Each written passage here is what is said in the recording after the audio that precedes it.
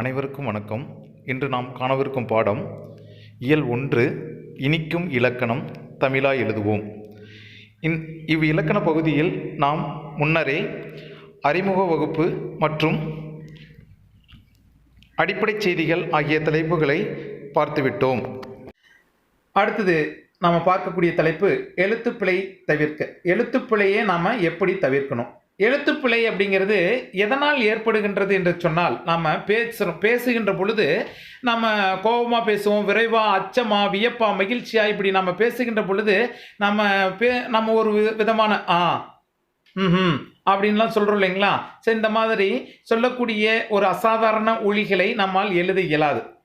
எல்லா இடங்களிலும் பேச்சு தமிழை எழுத முடியாது. ஏன்னா நம்ம பேசுகின்ற பொழுது அந்த பேச்சில் தோன்றக்கூடிய அசாதாரண ஒலிகள் அப்படியா அப்படின்னு நம்ம அப்படியாங்கிறத நம்ம எழுதுவோம். அதாவது வருக வருக அப்படின்னு சொல்கிறத நம்ம எழுதுவோம்.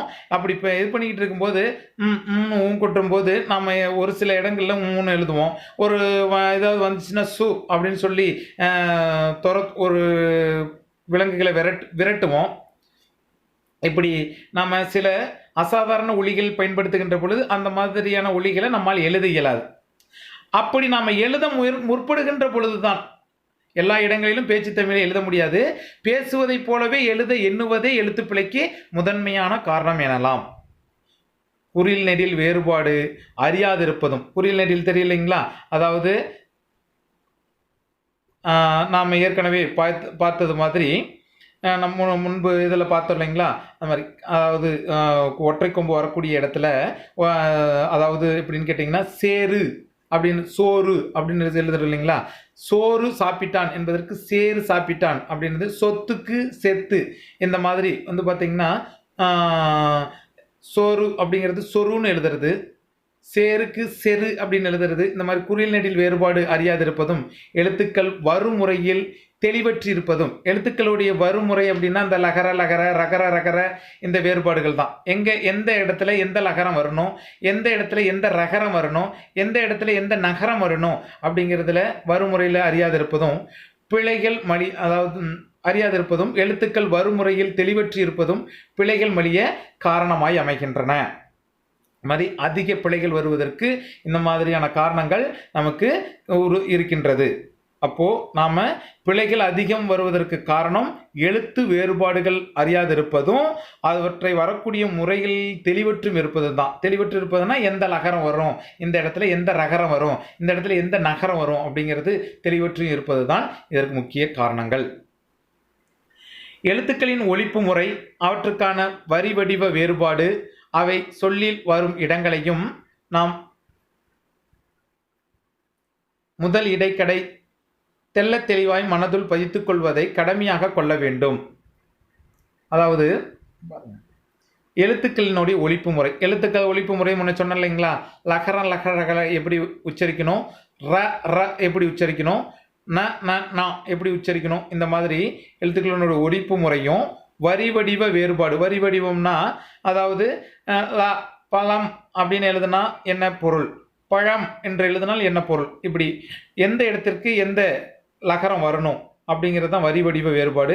அவை சொல்லில் வரும் இடங்களையும் எந்த இடத்துல எந்த லகரம் வரணும், சொல்லில் பழத்துக்கு எந்த இது போடணும், பழத்துக்கு இந்த காட்டுற இல்லைங்களா?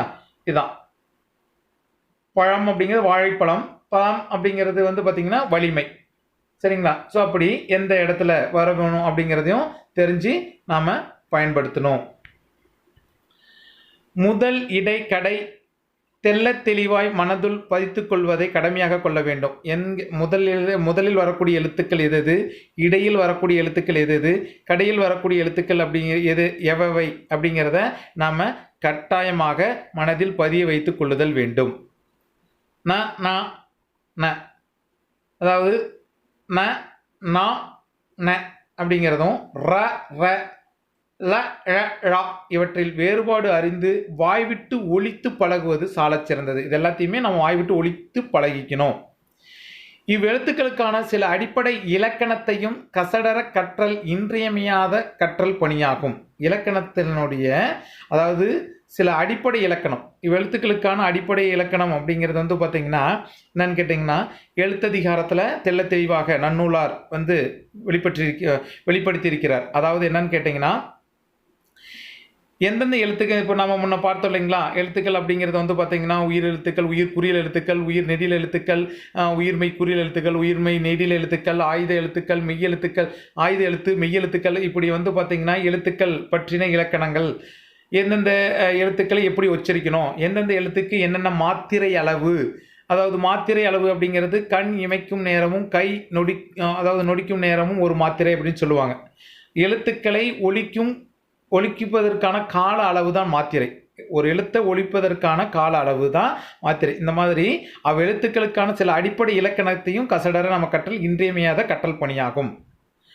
மேலுள்ள 8 எழுத்துக்களில் நகரம் மட்டுமே சொல்லின் தொடக்கமாக வரும். நல்லா மார்க் பண்ணி வச்சுக்கோங்க. நகரம், தன்னகரம் சொல்றது இல்லைங்களா, இது மட்டும்தான் சொல்லுக்கு முதல்ல வரும். ரகர மெய் சொல்லின் இறுதியில் வராது. அது எந்த இடத்துலையுமே நம் வல்லின ரகர மெய் வந்து பார்த்தீங்கன்னா எந்த இடத்துலையும் சொல்லுக்கு இறுதியில் வரவே வராது. அதுக்கு பக்கத்தில் இன்னும் வேற எந்த மெய்யெழுத்துக்களும் வராது. சரிங்களா, அதை மார்க் பண்ணி வச்சுக்கோங்க. ரகர மெய் சொல்லின் இறுதியில் வராது, மார்க் பண்ணி வச்சுக்கோங்க. இது 2 மார்க்கில் கேட்பதற்கான வாய்ப்பும் இருக்கின்றது. சரியா? ரகர மெய் சொல்லின் இறுதியில் வராது. மற்றவை சொல்லுக்கு இடையிலும் இறுதியிலும் வரும். மற்றவை எதெல்லாம் சொல்லுக்கு இடையிலும் இறுதியிலும் வரும் கீழே அந்த அட்டவணையில் கொடுத்துருக்காங்க பாருங்க. முதல்ல வருது நண்டு, நாடகம், கண்டு, கன்று, கற்று, பார்த்து, கால்கள், பந்து, கொள்வது, புகழ்வது, இது இடையில் வரக்கூடியன. கடை அப்படிங்கிறது கண், அவன், பார், கால், கொள், புகழ், இதெல்லாம் கடையில் வரக்கூடியது. இந்த மாதிரியான எழுத்துக்களை தெளிவாக பார்த்து வச்சுக்குங்க. தமிழில் சொல்லின் தொடக்கமாக மெய்யெழுத்துக்கள் வருவதில்லை. மிக முக்கியமான ஒரு பாயிண்ட். எந்த மெய்யெழுத்துமே சொல்லுக்கு முதல்ல போடவே கூடாது. அது மிகவும் பிழையானது. சரியா? ஆகையினால தமிழில் சொல்லின் தொடக்கமாக மெய்யெழுத்துக்கள் வருவதில்லை. வரின் தமிழ் இல்லை. அப்படி வந்துச்சுன்னா தமிழ் கிடையாது. கீழே பாருங்க. கிரீடம், பிரியா அப்படிங்கிறது வடமொழி, கிளேசே அப்படிங்கிறது ஆங்கிலம். இது தமிழ் சொல்லாக நாம் எடுத்துக்க மாட்டோம். இவ்வாறு தமிழில் எழுதினால் அவை பிழைதான். வல்லின மெய்யோடு சொல் முடியாது. வல்லின மெய்கள் அப்படிங்கிறது மேலே இருக்கு பார்த்தீங்களா, கசட, தபர, இக், இச், இட்டு, இத்து, இப்பு, இரு, இதெல்லாம் இந்த வல்லின மெய்யோடு சொல் முடியாது. ஒரு சொல்லினுடைய முடிவில் வல்லின மெய்கள் அதிகமாக இடம்பெற்றிருக்காது. அப்படி முடிந்தால் தமிழ் சொல்லன்று. பாருங்க, கீழே கொடுத்துருக்காங்க. வல்லின மெய்யில் தமிழ் சொல் முடியாது.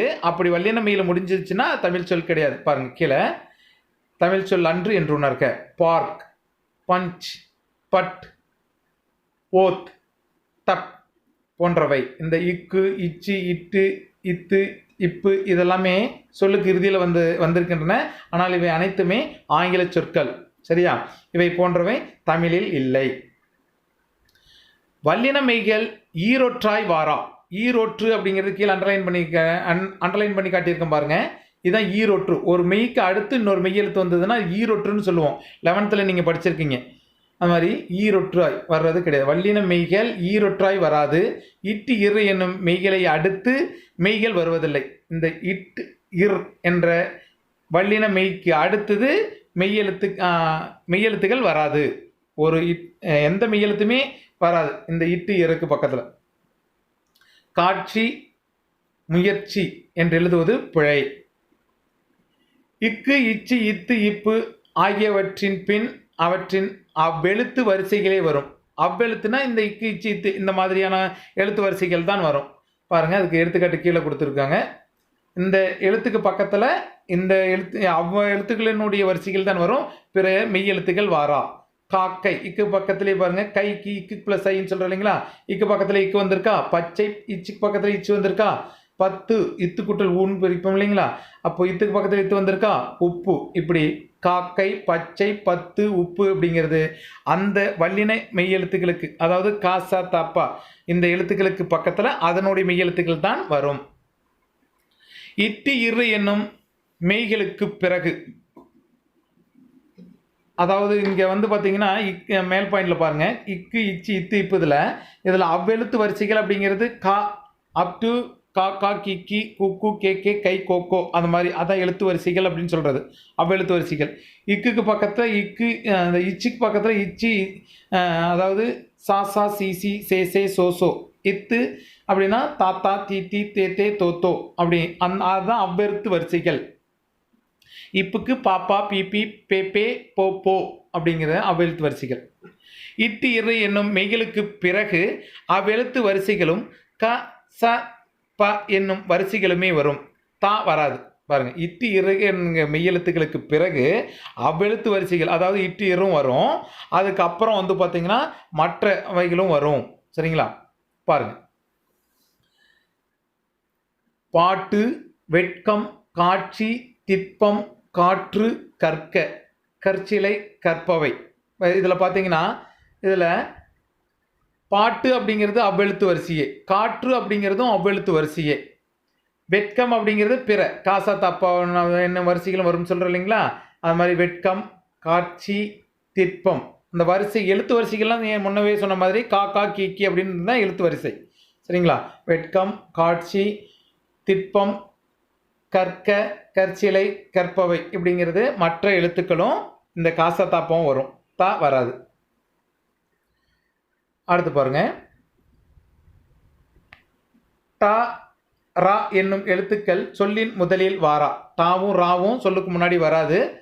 அதாவது வல்லின டா ரா சொல்லுக்கு முதல்ல வராது. அப்படி வந்துச்சுன்னா அது தமிழ் கிடையாது. டமாரம், ரப்பர் அப்படின்னு சொல்றதெல்லாம் தமிழ் எழுத்துக்கள் இல்லை.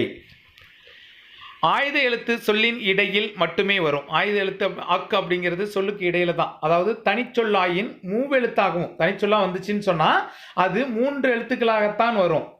அதுல இடையில தனிக்குறளை அடுத்தும் வரும். பாருங்க, அகுது, எக்கு, ககுசு, அ ஏ க அப்படிங்கன்னா தனிக்குறில். அதுக்கு முன்னால ஆ அக்கு து அப்படின்னு 3 எழுத்துக்கள். இப்படி ஆயுத எழுத்து சொல்லுக்கு இடையில மட்டும்தான் வரும். தனிச்சொல்லாக வருகின்ற இடத்தில் 3 எழுத்தா வரும். அடுத்தது தனிக்குறளை அடுத்தும் வரும். மற்ற இடங்கள்ல வராது. மெல்லின எழுத்துக்களில் நா, அதாவது மேல நா ந சொல்லின் தொடக்கமாக வாரா. இந்த எழுத்துக்கள்லாம் உங்களுக்கே நீங்கள் வந்து கீழே வகுப்புலேருந்து படிச்சுட்டு வந்திருப்பீங்க. நம்ம இப்போ படித்த வரைக்குமே உங்களுக்கு எளிமையாக புரியும். அப்போது நீங்கள் இந்த இதை ஒரு முறை இந்த இலக்கண பாடங்களை படித்து பார்த்தீங்கன்னாவே உங்களுக்கு எளிதாக பொருள் விளங்கிடும். ஏதாவது ஐயப்பாடு இருந்துச்சுன்னா என்னுடைய அலைபேசி எண்ணுக்கு நீங்கள் அழைப்பு கொள்ளலாம். மெல்லின எழுத்துக்களில் நா நா சொல்லின் தொடக்கமாக வாரா. தனிச்சொல்லின் இடையில் வல்லினத்துக்கு முன் அவ்வல்லின மெய்யோ அவற்றின் இன மெல்லின மெய்யோ வரும். அதாவது வல்லினத்திற்கு மெல்லினம் தான் இனமாக அமையும். இங்கே பக்கத்தில் சைடில் எழுதியிருக்கிறது பாருங்க, வல்லினம் கசட தவிர அதற்கு இன எழுத்துக்கள் மெல்லினம். இக்குக்கு இங்கு, இச்சுக்கு இஞ்சி, இட்டுக்கு இன்னு, இதுதான் வந்து நட்பு எழுத்துக்கள் அப்படின்னு சொல்லிட்டு நீங்கள் கீழே வகுப்பில் படிச்சிருந்திருப்பீங்க. அதாவது இன எழுத்துக்கள். இப்படி தனிச்சொல்லின் இடையில் வல்லினத்துக்கு முன்பு அவ்வின எழுத்துக்கள், அவ்வின எழுத்துக்கள் இங்கே பாருங்க, எடுத்துக்காட்டுக்கு பத்து, கற்று இருக்கு இல்லைங்களா? இதுதான் அவ்வின எழுத்துக்கள். அவ்வின மெய்யோ அவற்றின் இன மெய்யோ மெல்லின மெய்யோ வரும். பிற மெய்கள் வருவதில்லை. தக்கை, தங்கை, இதுக்கு வந்து இக்குக்கு இனமான இங்கு வந்திருக்கு. இச்சுக்கு அவ்வினமே பச்சை, அவ்வின எழுத்தே வந்திருக்குது. இங்கே இச்சுக்கு இஞ்சி வந்திருக்குது. இங்கே இட்டுக்கு இன்னு வந்திருக்குது. தன்னை மேலே இங்கே இதுக்கு தெரியுது இல்லைங்களா? அதை தெளிவாக பார்த்து வச்சுக்கோங்க. இதுக்கு பட்டம், அதுக்கு அதுவே 10 அந்த அவ்வல்லின மெய்க்கு அந்த மெய்யெழுத்தே வந்திருக்கின்றன. பந்து, தப்பு, பாம்பு, கற்று, கன்று இவை அனைத்தும் வந்து பார்த்தீங்கன்னா தனிச்சொல்லின் இடையில் மெல்லினத்துக்கு முன்பு அந்த மெல்லின மெய்யோ அவற்றின் இன மெல்லின மெய்யோ வரும் அப்படிங்கிறதுக்கு எடுத்துக்காட்டுகள். மார்க் பண்ணி வச்சுக்கோங்க. அடுத்தது இடையின எழுத்துக்கள். இ, இர், இல், இல், இல். இதில் எரள வள்ளலன்னு சொல்கிறோம் இல்லைங்களா? அதில் வந்து பார்த்தீங்கன்னா இவ்வு தவிர இ, இர், இல், இல், இல் என்னும் எழுத்துக்களுக்கு பின் வியங் வியங்கோல் வினைமுற்று. வியங்கோல் வினைமுற்று அப்படிங்கிறது கா இயர் அப்படிங்கிறது வியங்கோல் வினைமுற்று சொற்கள். சரிங்களா? அந்த வியங்கோல் வினைமுற்றுகளும் கல்விகுதி. கல்விகுதினா தெரியும் இல்லைங்களா? பன்மையில் வரக்கூடியது. மக்கள், வருவார்கள், சென்றார்கள் அப்படின்னு சொல்கிறோம் இல்லைங்களா? அதான் கல்விகுதி. அதாவது சொல்லி நீட்டில் கல் பெற்று வர்றது. நாய்கள், ஊர்கள் அப்படின்னு வர்றது. இப்படி கல்விகுதி. வல்லினத்தில் தொடங்கும் சொற்கள் இதெல்லாமே, அதாவது எரல வளல, அதாவது இடையின மெய்கள் இருக்குது பார்த்தீங்களா? அதில் இவ்வு தவிர இந்த மாதிரியான எழுத்துக்களுக்கு பிறகு வியங்கோல் வினைமுற்று அல்லது மற்றும் கல்விகுதி மற்றும் வல்லினத்தில் தொடங்கக்கூடிய சொற்கள் வரும்போது இயல்பாய் நிற்கும். தேய்க க அப்படிங்கிறது வியங்கோல் வினைமுற்று. நாய்கள், நாய்கள்ங்கிறது கல்விகுதி. தாய் சேய், ஊர்க, ஊர்கள், ஊர் சூழ், செல்க, கால்கள், செல்கணம், வாழ்க, வாழ்தல், தோள்கள், இதெல்லாமே வந்து பார்த்தீங்கன்னா அந்த எரள வளத்துக்கு அடுத்து வரக்கூடியது பெற்று வருங்கிறது நமக்கு தெரியுதா இல்லைங்களா? அதை மார்க் பண்ணி வச்சுக்கிங்க. சரிங்களா? அடுத்தது நகரம். தன்னகரம் இருக்குது இல்லைங்களா? இந்த நகர ஒற்றினை அடுத்து ரகரமும், நகர ஒற்றினை ரன்னகரம் 2 சொல்லினா, அந்த ஒற்றினை அடுத்து டகரமும் வருவதில்லை. 3 சொல்லினா அதுக்கு அடுத்து ரகரமும், 2 சொல்லினா அதாவது ரன்னகரம் சொல்கிறவங்களா அந்த நகரத்துக்கு அடுத்து டகரமும் வருவதில்லை. கண்டு என்று வரும், கண்டு என்று வருவதில்லை. கண்டு வந்தான் அப்படின்னு சொல்கிறோம் இல்லைங்களா? பாருங்க, அதில் வந்து டன்னகரம் இடையில வந்திருக்கா, அதுக்கு அடுத்தது தாதான வந்திருக்குது, ரா வரல இல்லையா? அதே போல கண்டு என்று எழுதக்கூடாது. இன்னுக்கு பக்கத்தில் அந்த 2 சொல்லி இன் போட அது பிழை. மன்றம் என்று வரும், மன்றம் என்று வருவதில்லை. மன்றம் அப்படிங்கிறது 2 சொல்லியின் மன்றம், ஒரு மன்றம் சொல்லலாம். மன்றம் அப்படிங்கிறது 2 சொல்லி 3 சொல்லியாக மாறுச்சுன்னு சொன்னால் அது பிழை. இவ்வாறு வராது. இஞ்ச், இந்த், இவ் என்னும் எழுத்துக்களில் முடியக்கூடிய சொற்கள் அரிதாக உள்ளன. இதில் முடியக்கூடிய சொற்கள் ரொம்ப தமிழில் ரொம்ப சொற்ப சொற்கள் தான் இருக்கின்றன. உறிஞ்ச், வெறிந்த், பொருந்த், தெவ், இப்படி. அடுத்து எரள ஒற்றுக்கள், ஒற்றுக்கள் மட்டுமே ஈரொற்றாய் வரும். இது மட்டும்தான் ஈரொற்றுகளாக வரும். மற்றவை அளவெடுத்தால் மட்டுமே வரும். பாருங்க, ஈரொற்று அப்படிங்கிறது பாய்ச்சி, ஈ பக்கத்தில் இன்னொரு வந்திருக்கீங்களா, அதை ஈரொற்றுன்னு சொல்றது. இந்த மாதிரி யகரம், ரகரம், லகரம் இவை இந்த மாதிரியான எழுத்துக்கள் மட்டும்தான் ஈரொற்றுகளாக வரும். மற்ற எழுத்துக்கள் அளவெடுத்தால் மட்டும்தான் ஈரொற்றா வரும், இல்லை என்றால் வராது. எடுத்துக்காட்டுக்கு மண் அழகு, 3 சொல்லியின் மண் அழகு அப்படின்னு சொல்லி சொல்லலாம். சரிங்களா? அப்போ அளவெடுக்கின்ற பொழுது மட்டும் வரும். மற்ற இடங்களில் இந்த எழுத்துக்களை தவிர அளவெடுப்பதை தவிர மற்ற எழுத்துக்கள், அதாவது எரள ஒற்றுகளுக்கு பக்கத்தில் ஈரொற்றாய் வராது. தனிக்குறிலை அடுத்து ரகர லகர ஒற்றுகள் வாரா. தனிக்குறில் அவனு தெரியும் இல்லைங்களா? குறில் எழுத்துக்கள் தமிழில் 90, அதாவது வந்து பார்த்திங்கன்னா உயிர் எழுத்துக்கள் 5, உயிர்மை எழுத்துக்கள் வந்து பார்த்திங்கன்னா 90, ஆக மொத்தம் 95 எழுத்துக்கள் இருக்குது இல்லைங்களா? இந்த எழுத்துக்கள் தான் தனிக்குறில், அந்த குறில் எழுத்துக்கள்னு சொல்லுவோம். இந்த மாதிரியான தனிக்குறில்களை எடுத்து ரகர லகர ஒற்றுகள் வராது. தனிக்குறிலை அடுத்து ரகர ஒற்று வரின், ஒற்றுனா தெரியும் இல்லைங்களா? மெய்யெழுத்து. தனிக்குறிலை அடுத்து ரகர ஒற்று வரின் அதனை தமிழ் இயல்புக்கு ஏற்ப திருத்தி, அதாவது தனிக்குறில் நம்ம வந்து பார்த்திங்கன்னா மர்மம் அப்படின்னு சொல்லுவோம், மருமம் அப்படின்னு மாற்றிக்கணும். கர்மம் அப்படின்னா கருமம் அப்படின்னு மாற்றிக்கணும். பாருங்க, மேலே இருக்குது, நம்ம பார்க்கலாம். பாருங்க, தமிழ் எழுத்துக்கு தகுந்த மாற்றி எழுத வேண்டும். நிர்வாகம் அப்படின்னா நிர்வாகம், கர்மம் அப்படின்னா கருமம் அல்லது கண்மம், இப்படி எழுதிக்கலாம் மாற்றி. அடுத்து ரகரத்தை அடுத்து ரகர வரிசை எழுத்துக்களும் லகரத்தை அடுத்து லகர வரிசை எழுத்துக்களும் வாரா. இந்த ரகரம் நம்ம அறம் அப்படின்னு சொல்கிறோம் இல்லைங்களா? அறம் அப்படிங்கிறதுக்கு அடுத்தது இந்த இடையின ரகரம் இருக்கு இல்லைங்களா? இந்த இடையின ரகரத்துக்கு அடுத்து ரகர வரிசை எழுத்துக்கள் வராது. அதே போல் சிறப்பு லகரம் இருக்குது இல்லைங்களா, இந்த லகரத்தை அடுத்து லகர வரிசை எழுத்துக்களும் வராது. உயிர்வரின் ஒரு இரு முறையே ஓர் ஈர் என்று மாறும்.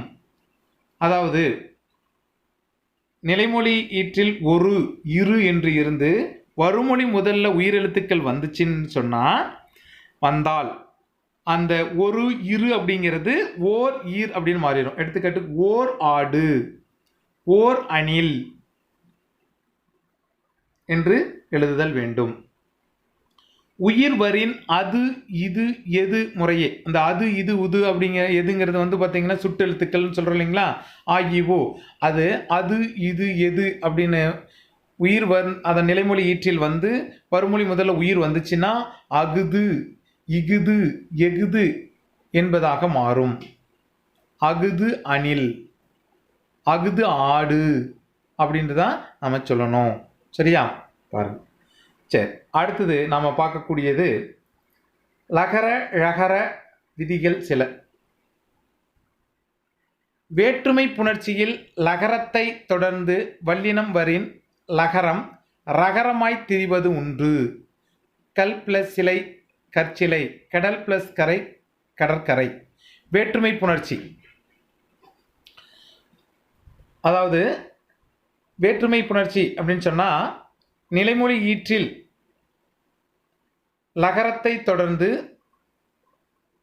வல்லினம் வரின், பாருங்க நிலைமொழியில் இங்கே பாருங்க, நிலைமொழியில் கல் கல் பிளஸ் சிலை, கல் அப்படிங்கிறது பார்த்தீங்கன்னா லகரம், முதல் லகரம்னு சொல்கிறோம். சி அப்படிங்கிறது வல்லினம். இந்த லகரத்தை தொடர்ந்து வல்லினம் வந்துச்சுன்னு சொன்னால் இந்த லகரம் என்னவா மாறும்னு கேட்டிங்கன்னா ரகரமாக மாறும். பாருங்க, கற்சிலை, கடல் பிளஸ் கரை கடற்கரை மாறிடுச்சிங்க இல்லைங்களா. இந்த மாதிரி வேற்றுமை புணர்ச்சியில் லகரத்தை தொடர்ந்து வல்லினம் வரின் லகரம் ரகரமாக மாறும். லகரத்தை தொடர்ந்து மெல்லினம் வரின் லகரம் நகரமாய் திரிவதுண்டு. இந்த லகர அப்படிங்கிறது நிலைமொழி முதல்ல நிலைமொழி, அதாவது முதல்ல இருக்கக்கூடியது நிலைமொழி, அடுத்து வரக்கூடியது வருமொழி. அதில் நிலைமொழி ஈற்றில் இந்த லகரம் வருமொழி முதல்ல பார்த்தீங்கன்னா மெல்லினம் வரின் லகரம் நகரமாய் திரிவது உண்டு. இந்த லகரம் முதல் லகரம் ரன்னகரமாக ரெண்டு சொல்லி நாவா மாறிடும். பாருங்க, பல் பிளஸ் முகம் பன்முகம்.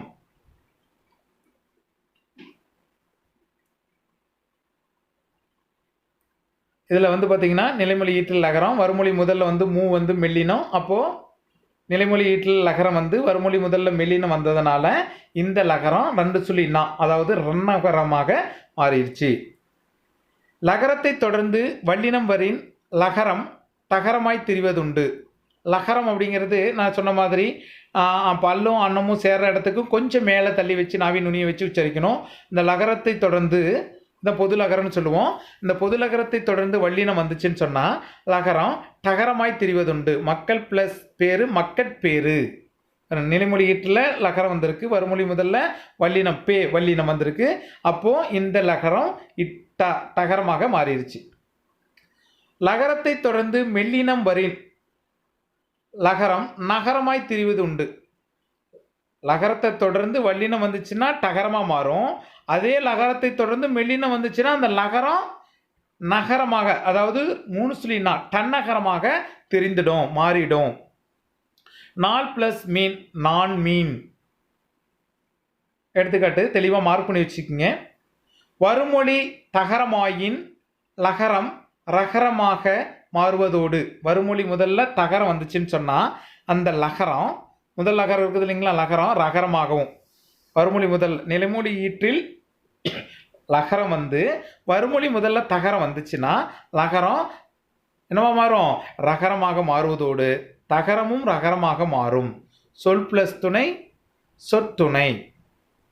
கல் பிளஸ் தூண் எழுதிங்க, கல் பிளஸ் தூண் கற்றூன். நிலைமொழி ஈட்டில் லகரம் வந்திருக்குது, வருமொழி முதல்ல தகரம் வந்திருக்கு, தகர வரிசை தெரியுதுங்களா இல்லைங்களா, தாத்தா தீத்தி தூ தூ அப்படின்னு சொல்கிறோம் இல்லைங்களா, அந்த மாதிரி தகர வரிசை வந்திருக்கு. அப்போது நிலைமொழி ஈட்டில் லகரம் வருமொழி முதல்ல தகரம் வந்துச்சுன்னு சொன்னால் லகரம் ரகரமாக மாறுவதோடு தகரமும் ரகரமாக மாறிடும். விதி தெளிவாக படித்து வச்சுக்கோங்க.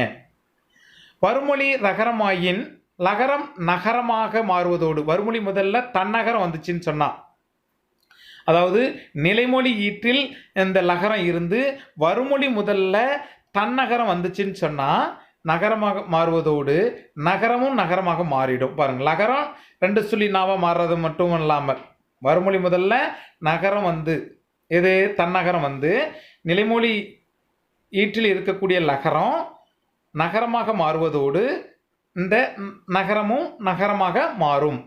பல் ப்ளஸ் நூல், பன்னூல். தெரியுதுங்களா? பல் அப்படிங்கிறது லகரம், நூ அப்படிங்கிறது வந்து பார்த்தீங்கன்னா தன்னகரம், தன்னகர வரிசை. இப்போ தெரிஞ்சு வச்சுக்கிங்க. அது வந்ததுனால இல்லு வந்து நகரமாக பண்ணுன்னு மாறிடுச்சு. அந்த நூ வந்து என்னவா மாறிடுச்சு? நூவாக மாறிடுச்சு. அதான் பல் ப்ளஸ் நூல், பன்னூல். அல்வழியில் தனிக்குறிலை அடுத்த லகரம், அல்வழி புணர்ச்சி அப்படின்னு சொல்ல இல்லைங்களா? பொற்றொடி, பொன் குட்டல் தொடி அப்படின்னு பண்புத்தொகை. அதில் பொற்றொடி வந்தால் அப்படின்னா பொன்னை அணிந்த, பொன்னால் செய்யப்பட்ட வளையலை அணிந்த பெண் வந்தால் அப்படிங்கிறது அல்வழி அப்படின்னு சொல்கிறது. இந்த அல்வழி புணர்ச்சியில் தனிக்குறிலை எடுத்து லகரம் தகரம் வரும்போது ஆயுதமாக மாறும். தகரமும் ரகரமாகும். பாருங்க, அல்வழியில் தனிக்குறிலை எடுத்து லகரம் வந்து அல் அப்படின்னு சொல்கிறோம் இல்லைங்களா? இல் ப்ளஸ் திணை அக்ரிணை. லகரம் தகரம் வரும்போது, அதாவது அல்வழியில் தனிக்குறிலை அடுத்த லகரம் தகரம் வரும்போது ஆயுதமாக மாறும். தகரமும் ரகரமாக மாறும். ஆயுதமாக மாறிடுச்சு. இல் இருக்கு இல்லைங்களா? அது ஆயுதமாக மாறிடுச்சு. அடுத்து நிலைமொழி ஈற்றில் இருக்கக்கூடிய இல் ஆயுதமாக மாறிய பிறகு வருமொழி முதலில் இருக்கக்கூடிய தகரம் தீ இருக்குது இல்லைங்களா? அது ரா ரீயாக மாறிடுச்சு. அல் குட்டல் திணை அக்ரிணை, பல்குட்டல் துளி பக்ருளி. இயக்குனர் என்பதே சரி. இயக்குனர் என்று எழுதுவது தவறு. இயக்குனர், இந்த ந அப்படிங்கிறது அன்பல் ஒலின்னு சொன்னோம் இல்லைங்களா? இயக்குனர் என்பது தான் சரி. இயக்குனர் என்று எழுதுவது தவறு. இயக்கு, ஓட்டு, அனுப்பு, பெரு முதலான வினைகள் பெயரிடை நிலையான இந்து என்பதை பெற்று இந்த் குட்டல் அர் நர் என்று தான் மாறுதல் வேண்டும். ஓட்டுனர், அனுப்புனர், பெறுநர் என்று பெயர் சொல்லாகின்றன. அப்போ இங்க பாருங்க, இயக்குனர் என்பதே சரி, இயக்குனர் என்று எழுதுவது தவறு. இயக்கு, ஓட்டு, அனுப்பு, பெரு முதலான வினைகளில் பெயர் இடைநிலையான, இந்த இதுக்கு பக்கத்தில் இடையில் இருக்குது இல்லைங்களா? இதில் நிலைய பெயர் இடைநிலை, இதில் வந்து பார்த்தீங்கன்னா இந்து என்பதை பெற்று இந்து குட்டல் ஆர் ஓட்டுனர், அனுப்புனர், பெறுநர் என்று பெயர் சொல்லாகின்றன. உறுப்பினர், குழுவினர், ஊரினர் முதலானவை உறுப்பு, குழு, ஊர் என்ற பெயர் சொற்கள். அதனால் இவை அன் என்னும் சாரியை பெற்று முடிந்துள்ளன. இந்த இடத்துல வந்து பார்த்தீங்கன்னா ஓட்டுனர், அனுப்புனர், பெறுநர் அப்படிங்கிறது வினை. பார்த்துங்க, முதலான வினைகள் பெயர் இடையிலான இந்த ஏற்பெற்று ஓட்டுனர், அனுப்புனர், பெறுநர் அப்படின்னு வந்திருக்கு. இந்த இடத்துல வந்து பார்த்தீங்கன்னா வினைகள் இல்லை. இவை எல்லாமே வந்து பார்த்தீங்கன்னா உறுப்பு, குழு, ஊர் அப்படிங்கிறது எல்லாமே வினைகள் கிடையாது. ஆகையினால் இது வந்து பார்த்தீங்கன்னா ரன்னகரத்தை வினையாக விகுதியாக பெற்று பாருங்க, உறுப்பினர், குழுவினர், ஊரினர் முதலானவையாக வந்து உறுப்பு, குழு, உரு பெயர் சொற்களாக வந்திருக்கின்றன.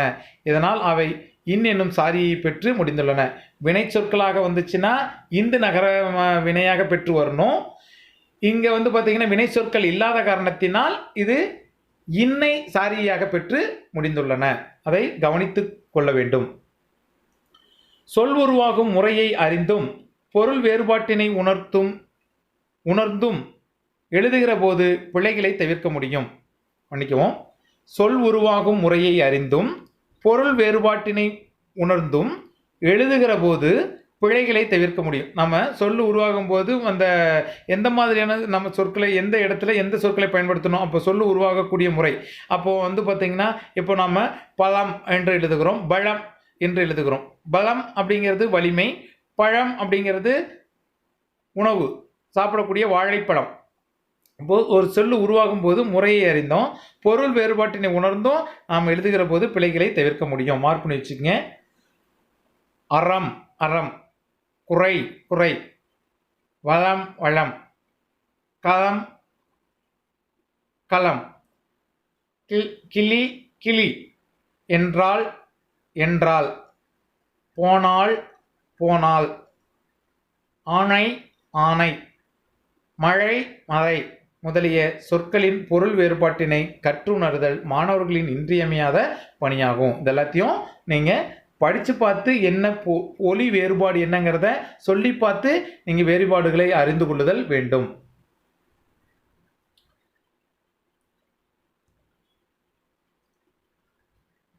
அடுத்து பாருங்க, பிழை தவிர்க்க சில குறிப்புகள். எழுத்தினை தெளிவாக உச்சரிக்க பழக வேண்டும். முதல்ல எழுத்தை நம்ம தெளிவாக உச்சரிக்க பழகிக்கணும். எப்படி நான் முன்ன சொன்னது மாதிரி ந ந ங, ல ல ழ ழ, ர ர, இப்படி ஒலிப்பு முறையை நாம் வேறுபாடு தெரிந்து ஒலிக்க கற்றுக்கணும். அதான் எழுத்துக்களை தெளிவாக உச்சரிக்க பழகுதல். தமிழில் இவ்வெழுத்துக்கள் வரும் முறையையும், தமிழில் இந்த எழுத்துக்கள் எந்த இடத்துல எந்த எழுத்துக்கள் வரணும். இப்போது வாழைப்பழம் வலிக்கு கீழே விழுந்தான், அந்த இடத்துல எந்த லகரம் வரணும். ஒருவன் பழம் பொருந்தியதாக இருத்தல் வேண்டும் என்று சொன்ன இடத்துல எந்த லகரம் வரணும். இப்படி தமிழில் அவ்வெழுத்துக்கள் வரும் முறையையும் அவை ஏற்படுத்தும் பொருள் மாற்றத்தையும் அறிந்து கொள்வது இன்றியமையாத ஒன்று. இது மாறுச்சுன்னா என்ன பொருள் மாறுபடும் அப்படிங்கிறத நம்ம தெரிஞ்சு வச்சுருந்துருக்கணும். மிக முக்கியமான பகுதி, மார்க் பண்ணி வச்சுக்கோங்க. பிழையை தவிர்க்க சில குறிப்புகள். அதில் முதல் 2 பாயிண்ட் பார்த்துட்டோம். அடுத்து 3வது பாயிண்ட்டு, தொடக்கத்தில் சில காலம் வாய்விட்டோ அல்லது மனதுக்குள் உச்சரித்தபடியோ எழுத பழகுவது நல்லது. நம்ம எப்போவுமே சொல்லிக்கிட்டே எழுதணும்னா நம்மளுக்கு மேக்சிமம் பிழை குறைஞ்சிரும். இப்போ தொடக்கத்தில் நம்ம சில காலம் வாய் விட்டு நம்ம சின்ன வயசில் நம்ம எழுதும்போது சொல்லிக்கிட்டே எழுதுன்னு சொல்கிறாங்க இல்லைங்களா, அந்த மாதிரி நாம் வந்து என்ன பண்ணணும், தொடக்கத்தில் எழுதுகின்ற பொழுது நாம் பிழையை தவிர்ப்பதற்கு வாய் விட்டு சொல்லுதல் வேண்டும். அந்த எழுத்துக்களை வாய் விட்டோ அல்லது மனதுக்குள்ளோ உச்சரித்தபடியே நாம் எழுத பழகுவது மிகவும் நல்லது. வேகமாக எழுத முயல்வது பிழைக்கு வழிகோலும். வேகமாக நாம் எழுதி முடிச்சிடணும்னு சொல்லிட்டு வேகமாக எழுதணும்னு சொன்னால் கட்டாயமாக நமக்கு பிழை ஏற்படும். ஆகையினால் நிதானமும் கவனமும் மிக முக்கியமான ஒன்று. அடுத்தது கே கே கோ கோ போன்ற கொம்புடைய குறில் நெடில் வேறுபாட்டினை புரிந்து எழுதுதல் வேண்டும். மாதிரி கொம்புடைய சொற்களை மிக முக்கியமாக நம்ம கட்டாயமாக கவனிச்சிக்கணும். ஏன்னா கொம்பு, துணைக்காடு, அந்த மேல் விலங்கு, கீழ் விலங்கு, இது எல்லாமே மிக முக்கியமான ஒன்றாக இருக்கின்றன. இவை நாம் சரிவர எழுதவில்லையானால், கவனிக்கவில்லையானால் அது பொருள் பிழையையும் அல்லது வாக்கிய பிழையையும் சொற்பிழையையும் ஏற்படுத்தும். சரியா? ஆகையினால் இந்த பிழைகளை தவிர்க்க வேண்டிய குறிப்புகளையும் இந்த இலக்கண பகுதிகளையும் தெளிவாக படித்து பார்த்தீர்களேனா ஆனால் உங்களுக்கு பொருள் ஈஸியாக புரிஞ்சிடும். சரியா? ஓகே, இதை தெளிவாக படித்து பார்த்துக்குங்க, ஹிண்ட்ஸ் எடுத்து வச்சுக்கோங்க. நன்றி.